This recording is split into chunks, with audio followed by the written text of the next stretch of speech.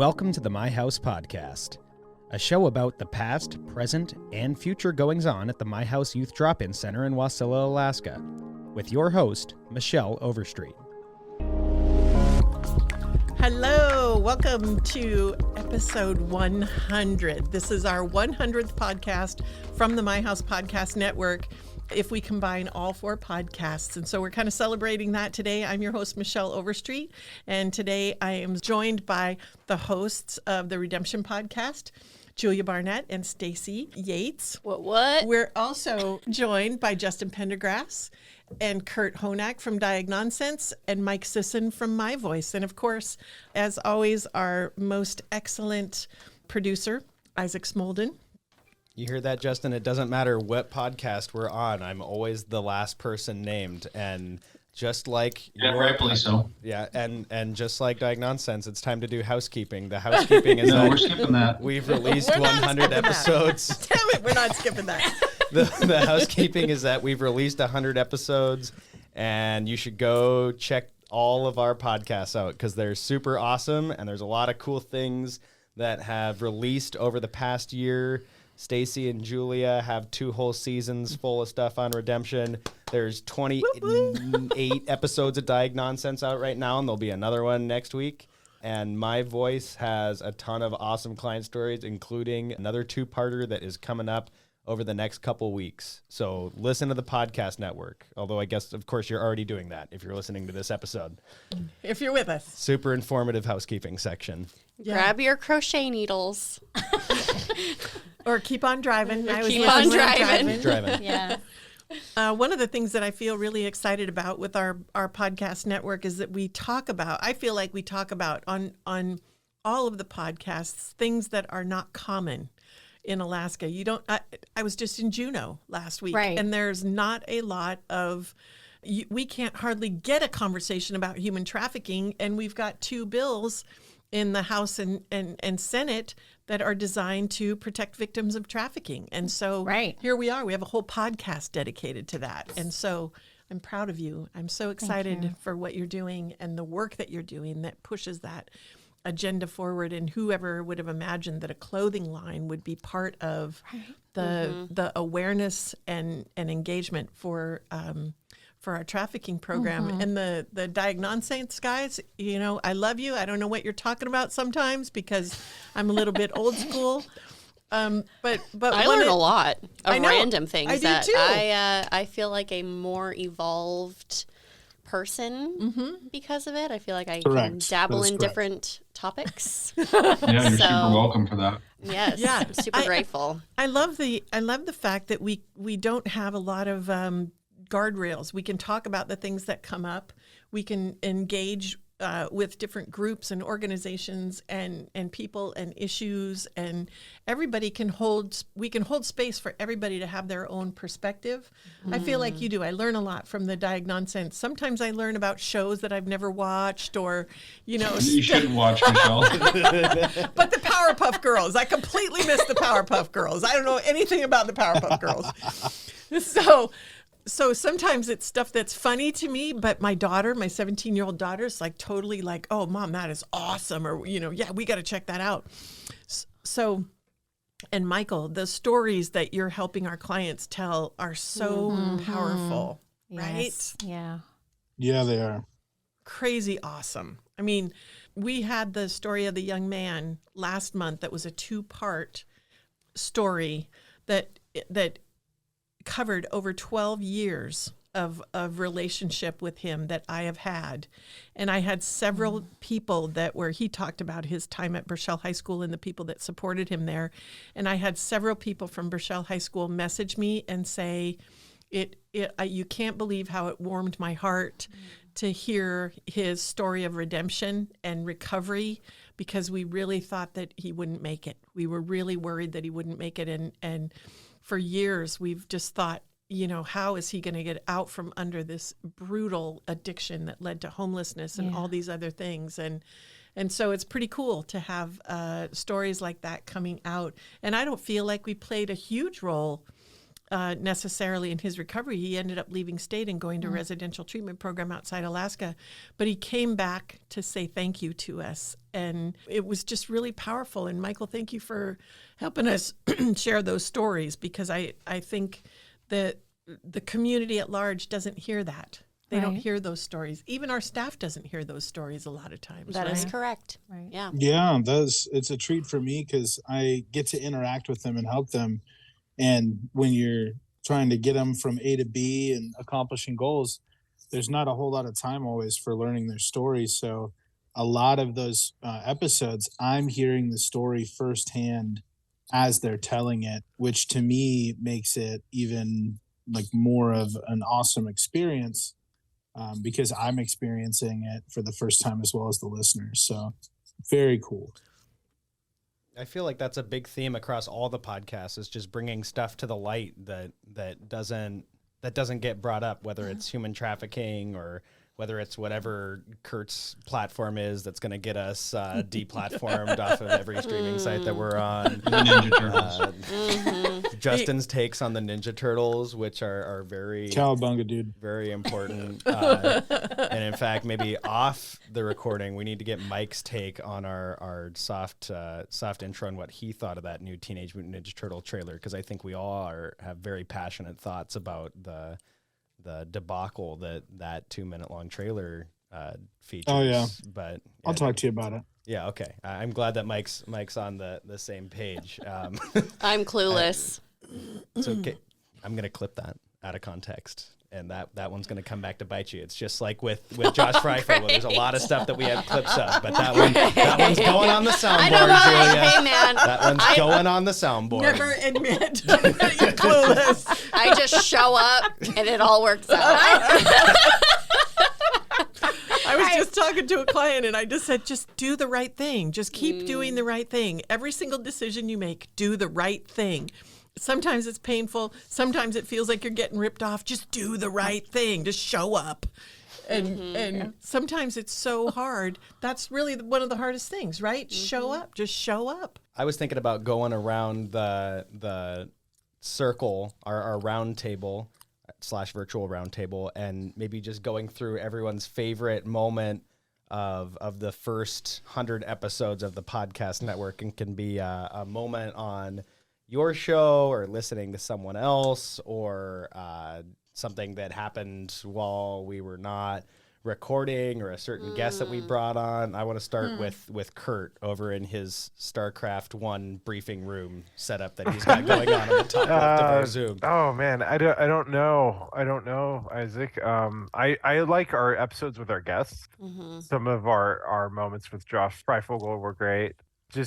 It's just kind of fun because I think we kind of had, if you grew up like in our generation, most of our, like, we had a lot of bonding over like Discord and TeamSpeak, like with the internet. And so we kind of have a little bit of that atmosphere, I think, in our podcast. And I've just enjoyed that. And maybe not a specific moment, but the fact that we kind of have that loose approach. And then we've got like, we do talk about serious things, but, funny enough, that's where a lot of people are having serious conversations now is, they're playing games on the internet or something in their Discord and like trying to solve their problems because that's where they feel safest, or that's where, people will listen to them. So yeah. I like all of it. Wait till Kurt solves Big Pharma when he's playing Diablo 4 in a couple months. That's when the breakthrough's coming. Diagnonsense stream, Diablo 4, I don't know. Yeah. Cracked it. That's on brand.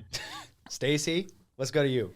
Okay. Well, I think for me, I also like having, the people on our podcast. And with my podcast, it can be, a little heavy at sometimes, intense conversations. But like the story when we have a Blazed Bell, hearing the story of trauma, and it is horrific and hard, but then you have these great stories of overcoming, and overcoming, in recovery, and then overcoming the trauma that they endured, whether it be sexual or whatever. Those are just so powerful to me. I just love hearing those stories. I love also having a voice myself, being able to tell my story and be heard. And I think with our clients, giving them that gift of being heard is so powerful, because as children, it's all we want to be is seen and heard, right? And a lot of us didn't get that as children.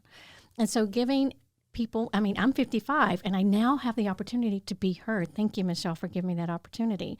But thanks for taking it. Just the true stories of overcoming whatever it is, because people are so resilient. It just gives you hope that you can keep going on. So I think, that's my favorite part of it. At the risk of Mike not being able to answer, because while we're recording this, he's the case manager on the floor right now. Mike, do you have a favorite moment? Are you there? Are you on the phone? I sure am here, Isaac. Excellent. Good to be here. Just kidding.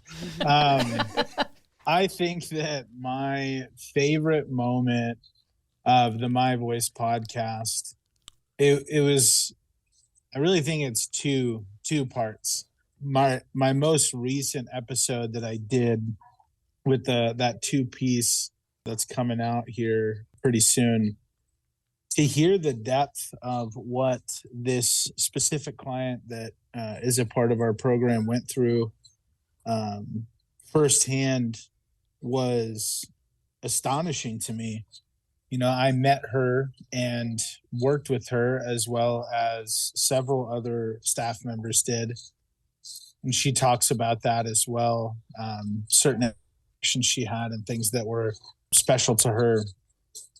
And hearing about everything that she went through, including flatlining and actually dying and being brought back to life and ending up in a coma, her story is just profound. And she went through it with so much grace, and she made a year sober recently, and you can tell as she's telling her story that she has done the work to deal with and heal from the trauma that she's just graciously references in when she's sharing her story. And I think that overall for the podcast, the reoccurring theme that you hear through every story, whether it's the most profound moment they experienced or whether it's laced into their story in some way, every one of them talks about this becoming the place for them where they had some consistency, where there was a sense of order and they felt grounded here. And this is the place where they felt like this became their family. That the people that work here, other clients, sitting down for supper club, and just the stability that my house provides for each and every person who shared their story of success. That is the thing that I think is my favorite part, was hearing that unsolicited come from every single person one way or the other. Really, really enjoyed that. And getting to hear the special moments too of like interactions with specific staff members. Like Justin's been mentioned quite a few times. Carly's been mentioned. Michelle has been mentioned. Ira has been mentioned with one client who shared having to walk through something very difficult, and like it was just cool because there are things I weren't here for, and I get to hear about them, and just the things I already know about my coworkers and friends. Hearing another person say it is just really cool. So, yeah, I think that would be my answer. Kira's like a ninja on our staff. She's like, you'd hardly ever see her, and she's quiet, but she is so working in the background in so many places and doing so many different things. We should all say thank you to her every time we see her, because she does so many different. She has been here as long as I have in this building, working consistently, and it is amazing how many people reference her. Thank you for bringing that up, Michael. That's cool, and what a cool testament to your podcast and your work. Julia, I gave you some grief, but since I gave Julia grief, I have to say, Julia is, when it comes to planning out for a guest, Julia is the most organized person that I know of. She will write these like 3-page run of shows that I print out. That's an exaggeration. And I just I roll up and I'm just like, oh sweet, I just get to sit here and do nothing for an hour because this is all like step by step laid out. So you're not clueless, Julia. You come very prepared to every episode, and I appreciate that about you. Yes. What has been Thoughtful. your favorite Very moment thoughtful. in our first 100 episodes? Well, favorite moment? Well, Or favorite part of doing it? favorite part of doing it is overcoming my deep fear of showing up and like not knowing what I'm talking about, not having enough smart, thoughtful questions for. Okay, please stop. Thank you. Sorry, she's pulling on my cord. Playing with her stretchy cord. Yeah, I have this fear of, I guess, like, not necessarily, public speaking, but just, like not having smart questions to ask the guest and, wanting to honor their time and not feeling adequate, to be, sitting in a room with people who I haven't experienced what they've experienced. But I have my own experiences, and this whole, being a part of this whole, redemption program, the trafficking part, the clothing line, has brought out all of my stuff as well. So it's like you have to, Same. There's a whole other can of worms that comes along with it that you then have to face at the same time. But it's beautiful and it's empowering. So two of my favorite guests that I like immediately popped up were Annie Lee Thomas with Managing Me Enterprises, because her story was just, I could relate to it a lot.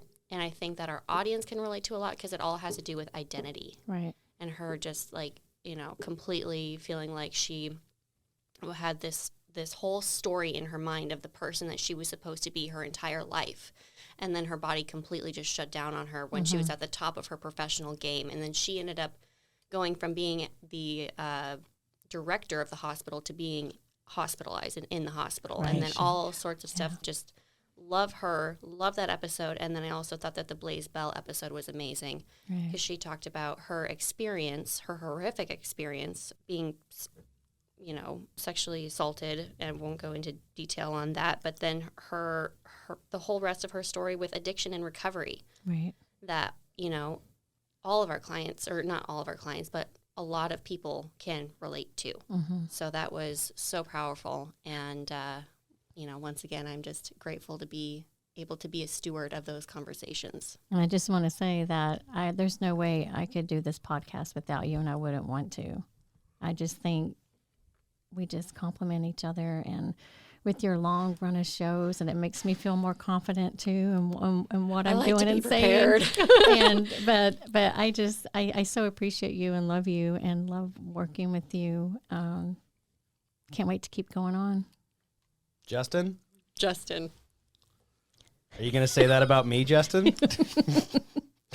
Oh, man. Mine's not as well thought out and as beautiful as the rest of yours, to be honest with you. My favorite thing that I think from any of the shows is when Kurt made that cheeseburger reference about the apocalypse. And it's just a brilliant joke. And I don't laugh like deep belly laugh very often, but Kurt really got me with that one. What was the joke? He was like, we were talking about the apocalypse, and Kurt says, do you want to be burning off a cheeseburger when the apocalypse happens, or something like that? It's not in context right now. You'll have to go listen to our last episode, because we went through all of the best moments of Diagnonsense on our last episode. There's a lot of really funny ones. But that was, it got me twice. I the first time I heard it, and then completely forgot about it and listened again.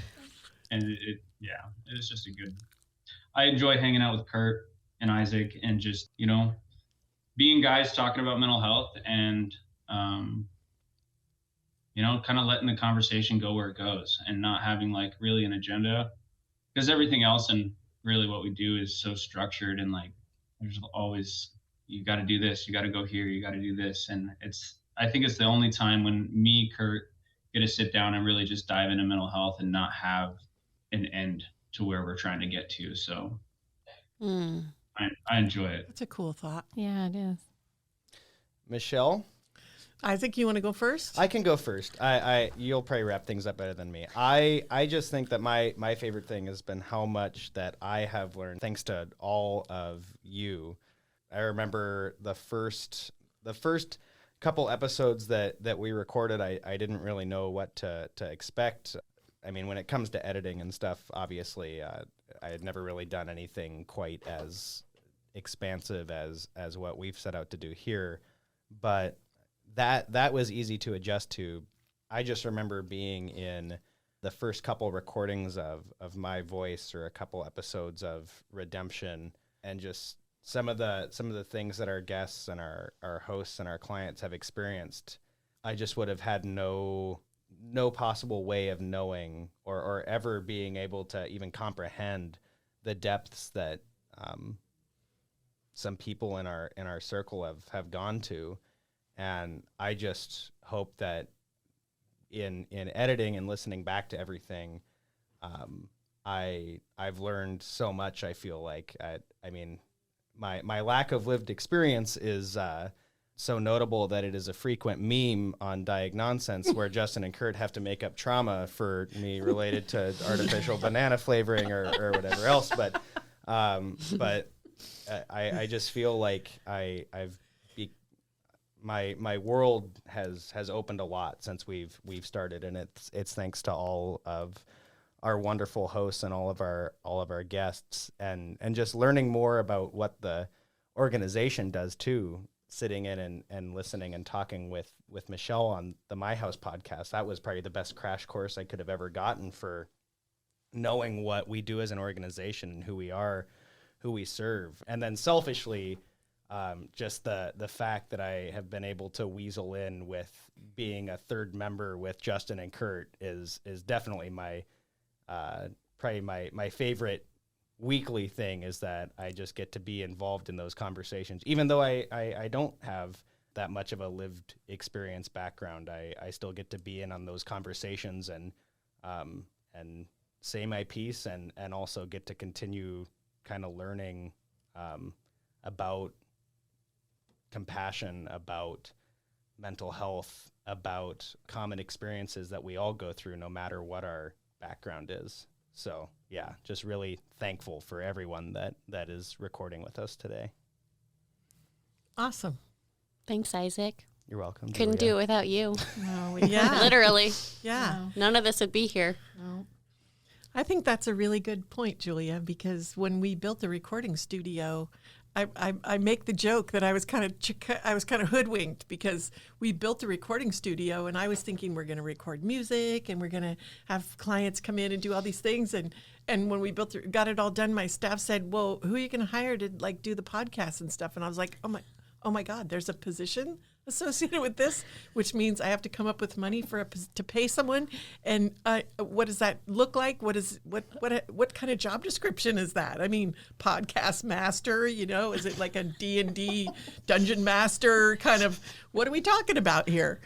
And so one of the funnest parts about it for me was finding Isaac and having Isaac really build the podcast network to and it really was organic. It grew out of what Julia and Staci wanted their podcast to be. I didn't have a predetermined agenda or even a real idea. The Diagnonsense was all Kurt and Justin and Isaac, and saying we want to do this kind of crazy, skull with the chicken inside, and we have some ideas, but we really want it to be free flowing, and I thought that was a great idea. Like, have fun, engage the community, and then the client stories I really feel are so powerful. It's so inspiring and encouraging to me. Your point, Staci, about a lot of the things that we work with are heavy and dark. Yeah.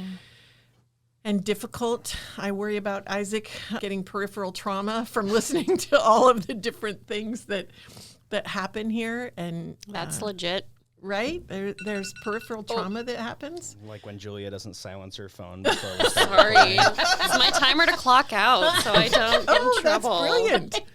And so I'm thankful for all of you. And I guess if I had to pick a favorite, I would say this was my favorite, because really the idea that we've all had the opportunity to sort of work with Isaac and take our own little podcast and make it into something that 100 podcasts later has community impact and personal impact and social impact with our clients. I was just in my office with a couple of young clients, and they were talking about things that were on the podcast. And the young lady said, "You talked about me on your podcast. You didn't say my name, but I knew it was me." And I was like, "Oh wow, they're listening." They Yeah, are. right? that's amazing. And so I'm so proud of all of you, and I'm so thankful for people who support us and the organizations and foundations that contribute and allow us to have this kind of community impact. When I started the My House Project, I kind of had a vision for what I wanted it to be like. I didn't know how I wanted it to operate necessarily, but I knew what I wanted it to feel like, because I could see that the clients that we were serving really had a lot of feelings that needed to be grounded and validated, and their journey was important. That's what we love about the Blaze Bell story. That's what we love about the personal experience that Justin and Kurt bring to the Diagnonsense. That's what we love about the stories that Michael is recording. And I think that's so powerful. That's that inspiration, and that builds a climate for what we do that has nothing to do with operations and everything to do with our community and how we treat people in our community. And we value people. We value their experiences. And each other's stories. Their journeys, right. The stories, the opportunities to talk about. You know, Kurt, I love when you talk about your personal experience in the scope of some of the things that you bring up on Diagnonsense and how that fits in. I love having people like Roger Hammaker and Michael Carson and Joey Crum and all these different people that come from different walks of life, but that have touched our organization and supported us in a way that is their own. They didn't have to do it like someone else. Julia, I love your point about, you know, trying to figure out who you're going to be when you get here, and really everybody just gets to be themselves. And Yeah, that's the whole thing, is I'm learning to let my shoulders down. right, just be you. And Yeah. and so I think this episode would be my favorite. I'm super proud. I'm incredibly proud of all of you and of what we're doing here and the role that each of you has in this organization. I feel like I don't get to say that enough because my days are filled with sometimes back-to-back meetings to the extent that I'm dizzy. And I don't get to get eyeball to eyeball with people that are on my staff often enough and say, I really value what you do. And the truth is that I really value what all of you do. And when I'm listening to your podcasts, I feel that and I think that. But usually I'm driving in my car, so I can't say, woo, woo, awesome.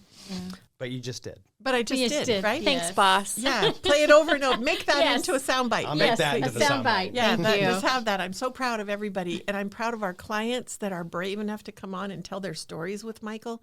You know, that you got to be a little ways along in your recovery to be able to come and tell a story like those 2-part stories, right? It can be brutal. Yes. Yep. I guess that's what I would say. At the risk of rambling on and on and on, this is my favorite. I'm proud of all of you, and I'm so blessed to be almost 15 years into the My House journey and still growing and changing and Ever evolving and we can see on a continuum. Yeah, we can see our little efforts. You know, Staci, your program's 2 or 3 years old, and we can see it growing and going down this path that's changing things across the state, right? Right. I mean, damn, girl. You're making me cry. It matters. It does matter. It's amazing. And it's amazing how all of our stories are connected, kind of like a piece of thread, but how we all touch each other's lives and all the stories that Michael does and Kurt and Justin and the suicide prevention and Isaac. I just love how we're all connected and our stories are connected. And it's so powerful. And It really is. we're really doing good. I know. We're doing stuff, man. We're doing stuff. I also really love, I want to shout out to Kurt on the mental health board this year. He's battled Major. right? No, it's a lot of work. Yeah, I'm probably Yeah. reading anywhere from 100 to 200 pages a week because I do research. I try to keep myself in best practices as well. So so between that and the documents that we read for the state UAA, yeah, it's a lot. It's a lot of reading. But I feel supported. And I like that, we have the flexibility, whether it's on the podcast or at work, to do what we feel like is the best thing to do. And I think we need that. We need more, in general, we need more people to be able to say what they feel and they think, and not feel like, we have to defer to some higher authority than what is, if we have the trauma and we have the lived experience, right? So Yeah, it's that lived experience, not just the degree. Yeah. Yeah. So Kurt is full-time job, full-time student, and on the governor's mental health board. So his well, I wouldn't say full-time student, but it feels like full. I mean, you're full, okay? Your Full-time schedule. Diablo 4 player. Yes. I will be soon. It's good. And It's so podcast good. host. Cool Yes. podcast Yeah. host. Yeah, that's the other thing that I would say. And Michael, we just talked about you sitting. You're sitting out in the drop-in center right now, and you're juggling, answering the phone, greeting any clients that come in, Correct. providing case managing. Everybody here wears a lot of hats, right? We all do a lot of different things, and I really love how that diversity of experience and Julia, you've had a heck of a year personally with some loss and different things that impacted the soul and the emotional well-being of your person, and being able to work through that and navigate through the personal and show up every day. Just show up to be your authentic you. Kurt, your schedule is busy. Michael, you're juggling 3 things right now as we speak. And Isaac, you have 2 jobs actually. You're the My House production manager and executive director, chief director, Senior executive director. Senior executive chief director. Communications. When we were in Juneau, Isaac gained a few titles as we went. Every time we went back to the Capitol, then it was senior executive. Yeah. Every time I go to some sort of bureaucratic meeting, I just tack on something in front of communications director. So, being the voice of the Anchorage Wolverines. So you're traveling on weekends. You're traveling. I mean, last year when they were in the playoffs, I didn't know where you were. It's like, where's Waldo? Where's Isaac today? and if you want to reach out to the broadcast, you can do so using the email live@anchoragewolverines.com. That's LIVE at anchoragewolverines.com, exclusively on Hockey TV. There's Isaac's hockey voice. I love it. I promised everyone 30 minutes, and we're at 35 right now, Michelle. Okay, so we that's better it. close it down. That's it. That's our 100th broadcast on the My House Podcast Network. Thank you to all of our hosts for being with us today. The My House Podcast is recorded at the My House studio in Wasilla, Alaska. Our producer and editor is Isaac Smoldon, and I'm Michelle Overstreet. Until next time, thank you, everybody. Woo!